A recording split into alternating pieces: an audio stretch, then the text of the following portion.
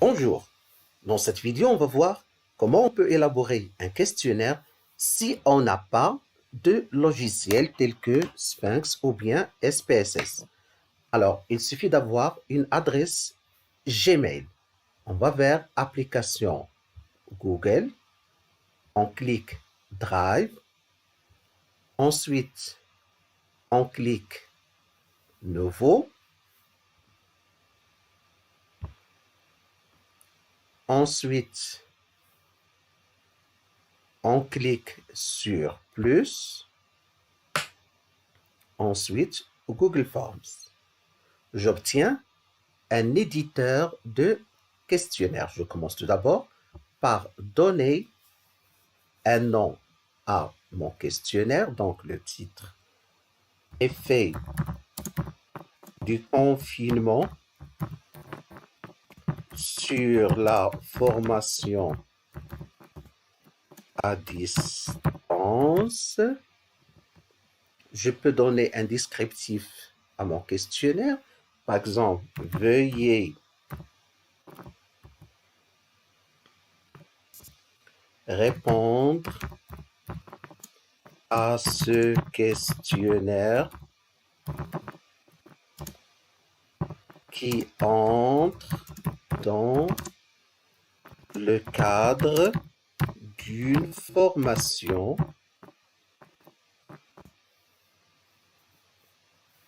Ensuite, pour ajouter une question, d'accord, je clique au niveau du libellé ou bien question. On va voir les différents types de questions.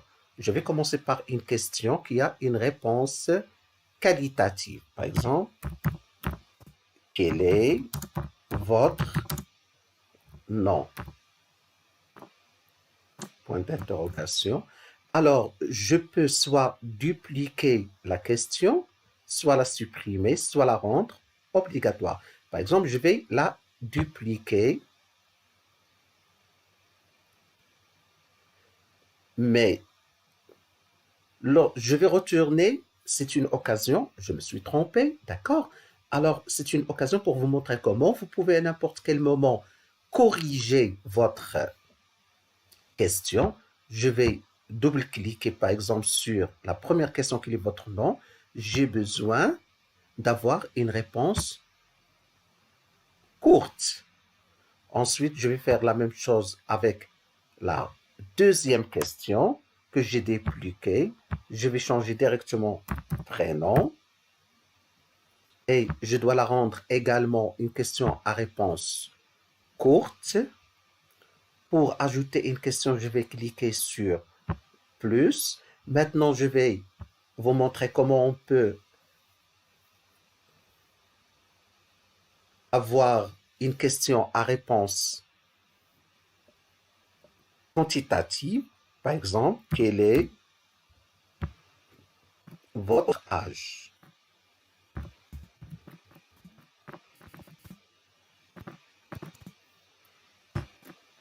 Alors, je dois choisir une réponse également courte.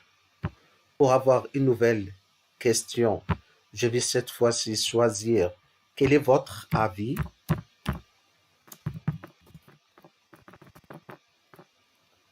sur le confinement.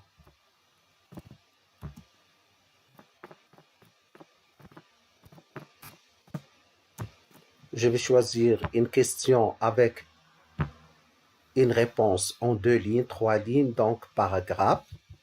J'ajoute une question maintenant, une question à choix multiple. Quel est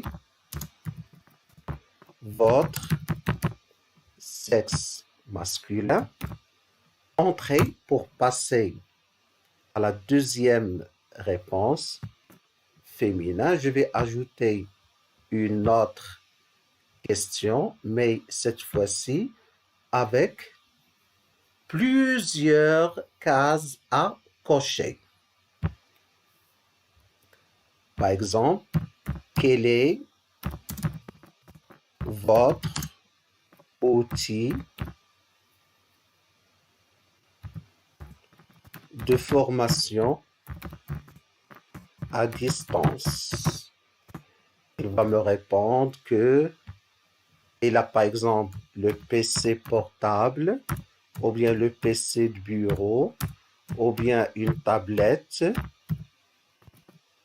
ou bien un téléphone portable, comme il peut avoir une autre, ou bien un autre outil tel que la télé. Je clique plus pour avoir une autre question, mais cette fois-ci, je vais choisir une liste déroulante. Alors, quel est votre niveau de formation, c'est-à-dire le niveau de formation du répondant? Point d'interrogation. Est-ce que vous avez bac? Ou bien DEC? Ou bien une licence? Ou bien un master? Je vais ajouter une autre question, cette fois-ci. Échelle linéaire. Quelle est votre évaluation, par exemple, de la formation?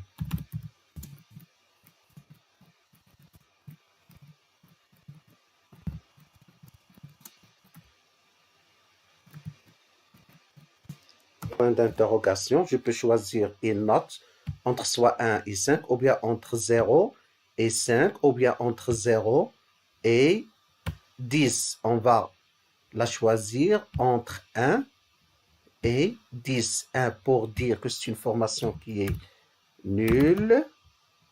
10, c'est une formation qui est excellente. Je vais ajouter une autre question. Cette fois-ci, ça va être une grille à choix multiple. Quand est-ce qu'on utilise ce type de questions?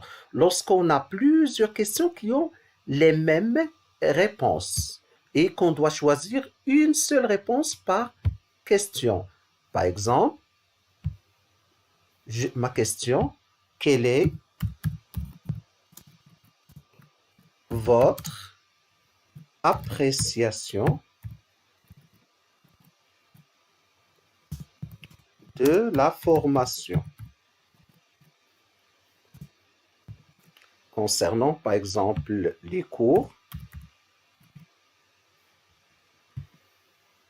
concernant les TP, concernant les examens, les projets.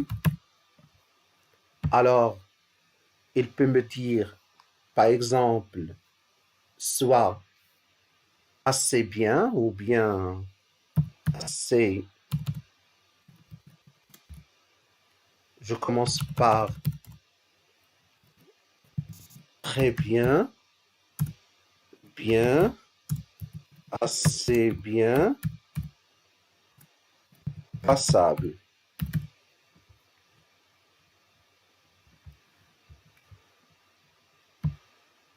Ensuite, je peux avoir une autre question, par exemple, quelle est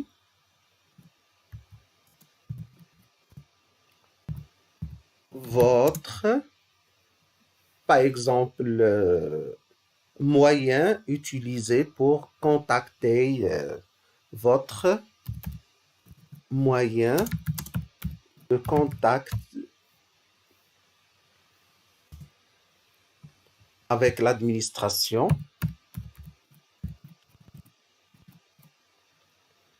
avec les enseignants ou bien les profs,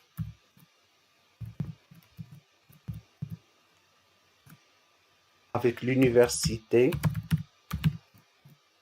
les autres étudiants. Est-ce que,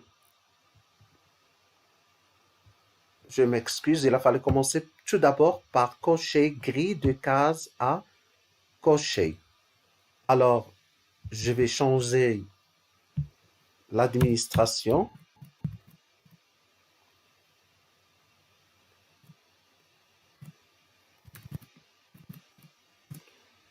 prof, université, étudiant. Donc, ça donne l'occasion pour vous montrer comment vous pouvez choisir, par exemple, à travers WhatsApp,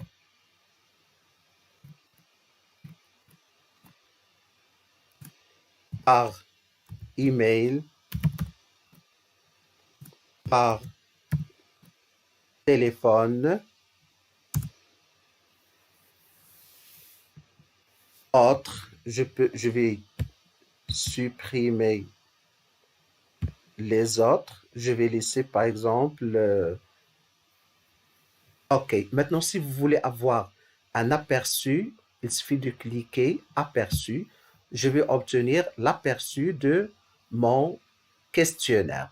Maintenant, si je retourne à mon questionnaire, avant de l'envoyer, je peux insérer, donc je peux le personnaliser, je peux insérer par exemple une photo ou bien choisir une image qui est donnée directement par Google Forms ou bien une image que vous avez déjà, donc vous pouvez l'importer. Donc, je vais choisir le thème, par exemple. Alors, je vais choisir insérer cette image. Je vais regarder l'aperçu de mon. Donc, je retourne à mon formulaire. Comme je peux importer l'image à partir, donc je clique image à importer, je peux l'importer à partir de l'éditeur, à partir par courrier. Si je l'ai sur le bureau, par exemple, je peux l'importer, d'accord? Ouvrir et insérer.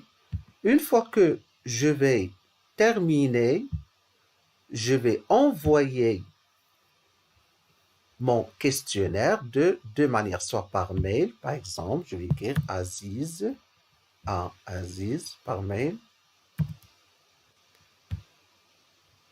ou bien par lien, il vous donne un lien que vous allez copier et l'envoyer aux personnes qui vont répondre à votre questionnaire. Je vous remercie. À une prochaine vidéo pour vous montrer comment on peut réaliser l'analyse des résultats obtenus sous forme d'un tableur Excel.